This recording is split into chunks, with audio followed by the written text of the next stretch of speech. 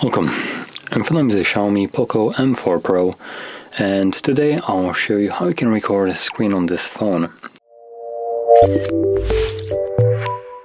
So to get started, you want to pull down your toggle panel from the right upper side and locate the screen recorder toggle, which for me is right over here. Now this is the default location of all the toggles, so hopefully for you it's in the same place. Once you find it, tap on it. This will give you a couple options right here. So you have record, a folder which will take you to a folder with all the recordings that I have captured over the time, and settings button along with a close. Now let's touch up on the settings button where you will find additional settings for the actual recording and the quality of it, which I do recommend checking out here, at least for the very first time. So number one, we have the resolution, which luckily it is set to the highest, so that's what I would recommend keeping it at. Then we have a video bitrate.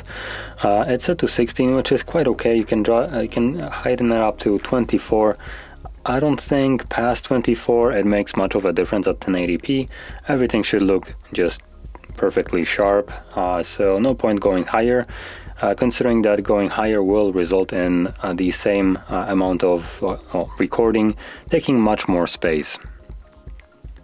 Then we have orientation, which is set to auto. Auto basically detects what orientation the phone will be in, and that is the orientation that will start recording in. But when you switch it throughout the recording, the video will not adjust that. So the orientation that it is at the start, that's the orientation that will record for the entirety of the recording.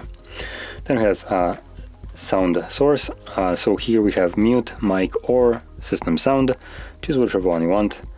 Fixed frame rate, it's a good option. There is not much option for the frame rate here anyway, so you can just keep it at fixed one.